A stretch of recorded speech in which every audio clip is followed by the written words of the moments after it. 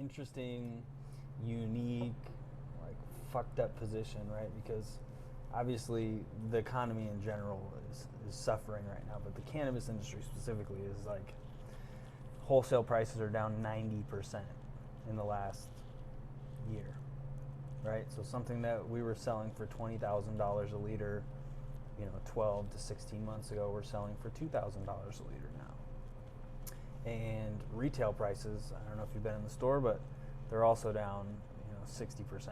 I have been in the store, and it's been nice saving that money from a consumer standpoint. Consumers are winning right now, for sure.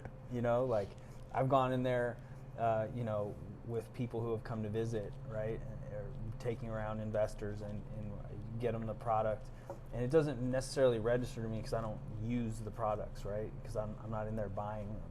But when I go in there and I put together like a basket to give to somebody, and then I see how much it costs, I'm like, wow, that's really not a lot of money. So as we grow the business and the volume of the business, the top line revenue is still going down. Yeah. Right? And so it's tough for me to set these top line revenue goals that would, be like significant growth in the business when the pricing has slid so much. Right? So yes, like the last 2 years have been, like 8-figure years for the business, and really pushing to continue to grow the business and have that top line revenue grow up. But in order to do that, I have to add like a significant amount of assets. Like we have to open 4 new stores next year to grow that. And so we do have, aggressive growth goals. And I was able to secure some debt financing, which is really tough to get right now, given the capital markets in general, but specifically in cannabis. Like cannabis is like the fucking plague right now. People do not want to put their money in cannabis.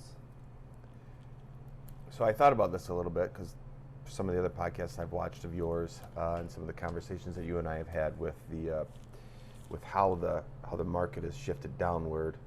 And like to your point, it is consumer centric. How do you find? Let me rephrase that. Is the cannabis industry currently for an investor kind of like the stock market? We're in a down position because you secured a shitload of money from an investor who, when you told me that, I was like, oh, he probably thinks that this is definitely a low point in the market, and it's going to take an uptick, and it's going to be a huge surge on his investment. Yeah, I mean, if you look at like cannabis multiples 12 to 18 months ago, companies were valued at 10 to 15 times revenue. And so right now, companies are generally valued at maybe 1 times revenue.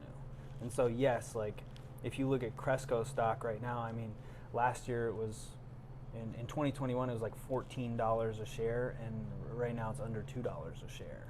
And so if you believe in the cannabis industry, and I think a lot of people do, I obviously believe in the cannabis industry, like there, is opportunity. A lot of people who bought at $14 are upset, but they're buying at $2 to, dollar cost average. So yeah, I think there's good opportunities for people to invest in, specifically in public cannabis stocks right now. Investing in private placement in cannabis is a little sketchy right now, because right now what we're in is like, I liken it to the tech bubble of the early 2000s, right? Everybody got into tech, valuations were insane, and then a lot of those companies went out of business.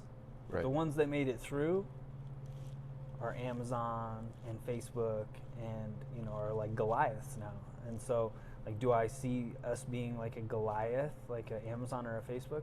I don't, probably not. But I think if you make it through this bear market that we're in, you're in a really good position on the other side.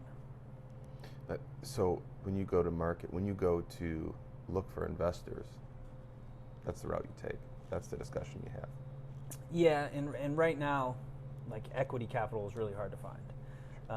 But we have been able to get some debt capital, which has been more forgiving given the current bear market.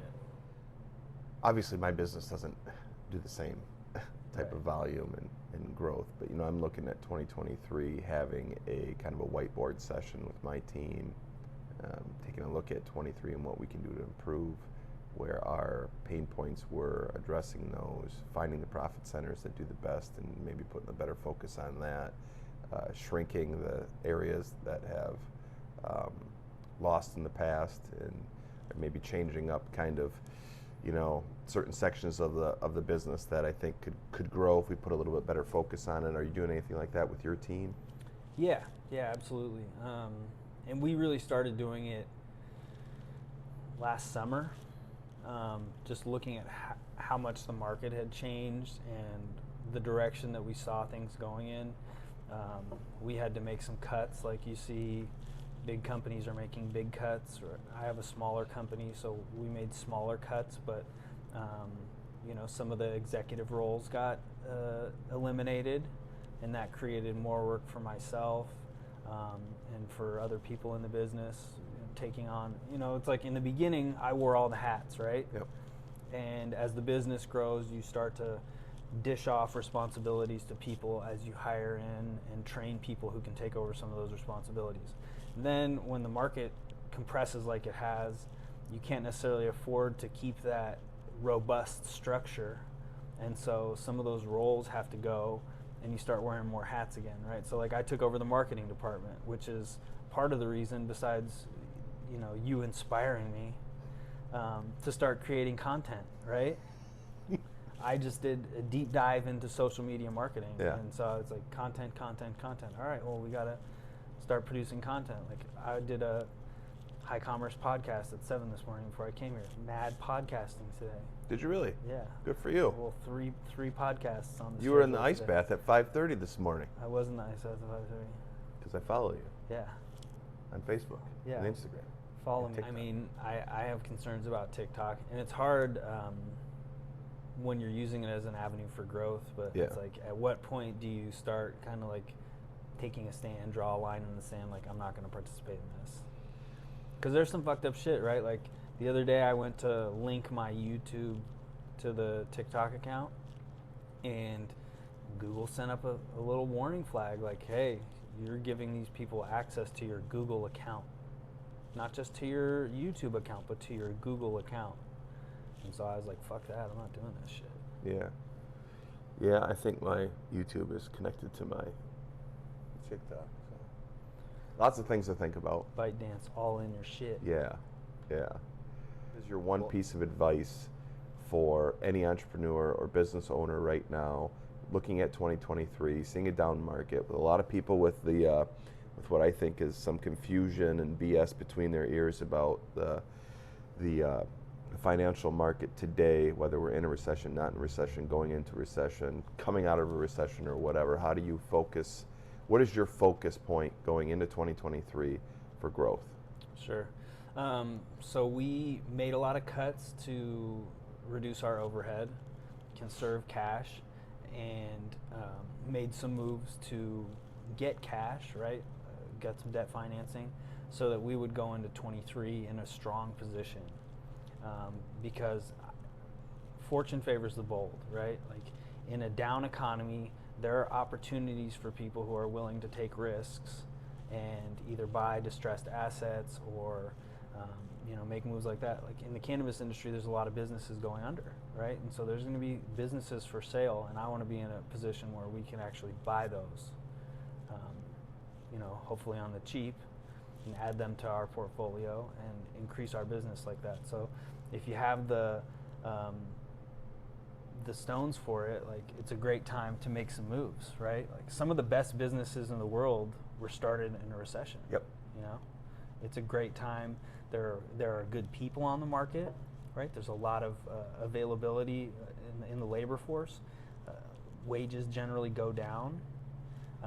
And then obviously the cost of getting into stuff is cheaper, right? You can get into a building cheaper. You can start a business cheaper. So We've been having little campfires around the store, and then we're going to all put our ideas together and really focus on the future. And a lot of that's going to come out of my pocket. Yeah. And I'm happy for that because I could see the growth. And See your stones, James. Yeah, well, I've got big fucking stones, dude. Trust me. I'm I know leveraged. I know you do. And it, like, we didn't start in summer because we're such great fucking brilliant planners. We started in summer because shit was getting ugly. Yeah. And so, like, we eliminated some brands, right? Reduced the amount of SKUs that we're producing at the manufacturing, and pared down the ones that we kept to like a core offering that we thought would do well in a down market, shit like that. So start buying fucking Mad Dog 2020 and all the liquors that are bought in bad times, right? Yeah, Pop so up. like when we were in the lockdowns, the shutdowns and everything else, and a lot of businesses that weren't considered essential, but liquor was. Yeah. That was a big push for the lower tier. Although people were stepping up and buying higher value products, the bulk of the growth, the bulk of the income to the store was definitely from the lower tier. Right. A lot of hot buys, a lot of big buys. People were buying a lot because they didn't know if they were going to be able to come back. Right. So, as we look at the recession, we're already starting to, or what could be considered a recession. I've never come from a place of scarcity. Yeah. When speaking about whether or not we are in a recession.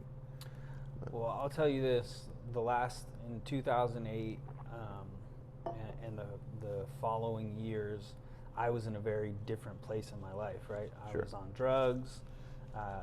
Eventually getting sober, like in 2012. So I really felt like I missed out on a big opportunity there. A lot of people that I know bought a lot of real estate when it was down, fixed it up, flipped it Yep. when the market turned around, and made like a lot of money.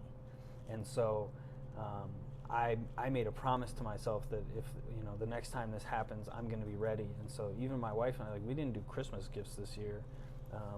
We're running as lean as possible in my house because we want to conserve as much cash as we can, because at the end of this thing, we'll see how bad the real estate market gets.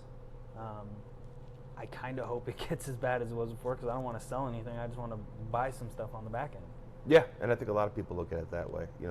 They see the housing, the dollars of what it costs to get into a new house or new construction going down, and then eventually you're going to be able to buy in. Like every 10 years, the real estate market does this shit. Right. So I think we're hitting that point again. Is it going to totally crash like 2008? I don't think so. Right. But I do think the values are going to come down to a point where it's going to make sense to invest in real estate in that way too, for sure. It's interesting because there's so many conflicting opinions right now. Some people are saying this is going to be the worst recession that we've ever seen. Some people are saying this is going to be a recession, but it's going to be short, it's going to be light. And then some people are saying no recession at all, right? Yeah. So who the fuck do you listen to? Again, I think it's between your ears. Yeah. Because like for me, even if it's a really horrible recession, people are still going to buy booze. That's right. Extra Bud lattes, though. Yeah, it just might be a little bit Bush cheaper. lattes. The average receipt might be more volume than Right. than profit, but at the end of the day, it's not going to be a huge hit. Right. People are still going to buy booze. And we just tailor our marketing towards some of that. Although, I'm from a marketing standpoint here, my foot is going to be firmly on that gas pedal. Yeah. Like you and I have talked about this ad nauseum, but I think a bigger focus is going to be on store promotion. I could see a little bit of a dip, and we need to turn it up in terms of like product promotion, sampling in the store, advertising the store more, and I'm going to turn it up when it comes to podcasting and interviews. That video I put out about asking people if they had ideas, my DMs have been exploding, so I've got quite a list going. And I also think that there could be tiers to that. A podcast for this, a podcast for that. I don't know, we'll see. But I'm excited about it. I'm excited about the future, the growth on the social media side, my pushing for marketing the store and advertising the store more. I'm interested to see what you're going to do, going into 23 with what you're doing with your own personal brand and with Heritage Provision. Yeah. Here's an idea for you. You should start doing black and white Depression era videos. Okay. You're welcome. Yeah, I mean, we've obviously really ramped up the content that we're putting out. It's tough in cannabis. There's a lot of limitations to what you can do on social media. And the big issue is that your neighbors hate on you, right? So like yeah. people who are competitors of you just report all your shit and try to get it taken down. We've had accounts deleted. It keeps you from being able to really be aggressive with what you're doing there. You have to be creative, which is why I protested in front of your store the other day. I'm working on a rebuttal for that shit. Awesome. Can't wait. And so we're just trying to take a more creative approach, doing more kind of like ad style campaigns and looking at what some of the other industries have done and trying to kind of emulate that in cannabis. And then obviously the podcast, you know, it's fun, it's interesting to do, it's slow growth, but I think all content is good, right? It's all gets eyes and ears, and so I'm excited that we're doing it. High Commerce podcast, by the way, and that I think is amazing. Thank you. I think it's awesome. I love it. I love watching every episode. I like the premiere. Let's get it. I like the little email I get from you guys. Yeah, it sucks that it's a little slow going. YouTube is a kind of a bitch that way. It takes a long time for it to catch on. But I think the more you put out, you know, the more eyeballs will see it, the more people will talk about it, the more people will share it. The Willie Mckenzie podcast I think is rad too, so keep that up. I mean, I really do think at the end of the day that what you're building from a personal standpoint on social media is going to be the thing that really skyrockets you for sure. Thanks, man. I definitely, if there's one thing that that I've learned like in my 30s, it's delayed gratification. So I don't mind putting in a significant amount of work for a significant period of time before I see results from something, because I think anything worth building takes time, right? What are we doing for health as we move forward? I think you and I kind of mirror each other in a lot of ways. I'll just say that, like, as far as the daily routine goes for me, I don't think I'm quite as dialed in as you are, but you know, we both recently started at 75 hard. Yeah.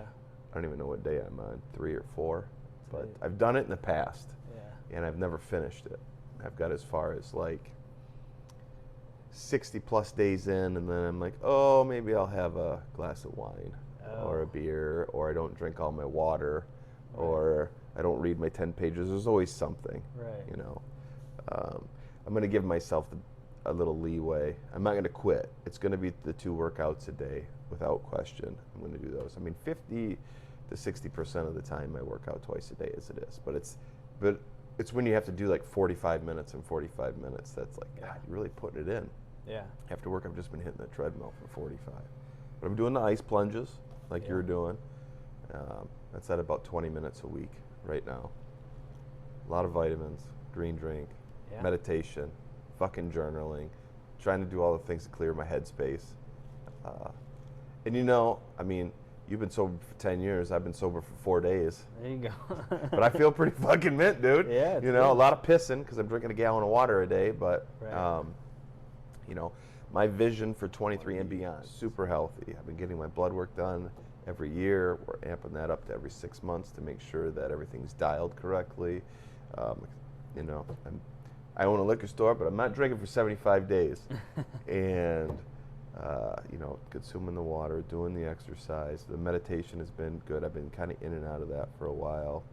Doing some yoga. My vision for the future is to be the most healthy I've ever been, and to be the fittest I've ever been. And I think that's really going to translate well into every aspect of my life. In fact, I know it will. You know, if I'm healthy and I'm fit and I'm getting my sleep, I think 2023 and beyond is going to be, it's infectious. Absolutely. It definitely seeps into the other aspects of your life. So I used to get up at 5 and just go to the gym, but since we have the baby now, you know, I try to help with him in the morning before I go to work, so my wife can get, you know, a little bit of extra sleep. So now I get up at 4. I I have my coffee, I meditate for a minute, and then I get into the ice bath by 5 o'clock. And then right after the ice bath, I hop on the bike for hopefully 45 minutes. But like yesterday, I got 25 minutes and then the baby started crying. So I had to get up, feed him, change him. And then when I got my wife up, I had to go back and do the other 20 minutes before I could shower and go to work. And then I'm working out like at the gym in the afternoon. And I'm trying not to take away time from my family, because that's like important for me that I maintain some balance, and also important for my family too. So I'm finding a point. Usually I'm scheduling a call around 4 o'clock that I can take from the gym and just be like on mute most of the time, and then unmute myself and be like, yes, I agree with that, and then mute myself again, and keep working out. So I was already doing everything in 75 Hard except for the diet. I guess diet's key, bro. I'm an advantage because I don't drink. I haven't had a drink for I haven't had a drink in 11 years. But the diet is definitely a thing that I struggle with, right? Sure. Like I have a fucking sweet tooth, and it's kept me from being super fit, right? Because it's like, it doesn't matter if you work out for an hour and a half every day. Like, if you crush donuts, you're gonna be fat. You know what I mean? And so that's been my life story. I can eat a whole cake, dude. I'm the same way. I gotta keep sweets the fuck away from me. Right. Because if there's 10 cookies and I'm like, I'll just have one, then I eat all 10. Yeah, oh yeah. I'm 100% that way. This has been my favorite part. I like talking about this shit. Yeah. Because I want to be super fit, and I get it. The part where you said, you need to be present more, that's huge for me. Betsy and I were constantly talking about it, or I'm always bringing up, like, I just want to be more present. My mind is going in a million different directions. But the answer isn't to slow down what I've got going on. No. Every single business, I want to 10x that shit. Yeah. Right? So I'm constantly thinking about that. But then I'm also thinking about, I want to be a better dad, I want to be a better husband, I want to be a better friend. And a lot of times, there's always one part of that dad, husband, friend that falls to the wayside, and it sucks. If I'm doing all the right things to be a super awesome husband and great dad, then my friends feel it. I feel it too, because I still want to hang with my boys. And then if I'm doing all the right things to be good with my friends, definitely being a husband and father isn't. But trying to piece all those, put all those pieces together in the 24 hours, and still get 9 hours of sleep, by the way. Jesus Christ. Yeah. What are you, a fucking baby? By 7:30, I'm in bed reading, homie. And then I get up at like 4:45. I don't get up at 4, 4:45, and start my day. That's solid as fuck. That's twice as much sleep as I get. Yeah, I can't sleep more than like 6 hours is like solid for me. Well, that's still pretty good, especially with a newborn at home. Yeah, I'm like a 4 to 6 hour guy. Well, what are you doing to like be there? I mean, I'm kind of, I don't have a social life. Like, I see you hanging with your boy. I don't really, ever since I got sober, I've kind of been like an introvert, right? And it's kind of this interesting, like, salesman, very extroverted, can be on when I need to be, but like ultimately at the end of the day, I want to like shut down and go recharge. Yeah. Pretty much by myself, with my wife there. Luckily, she's kind of on board in the introversion. Sure. But yeah, like I don't get out much.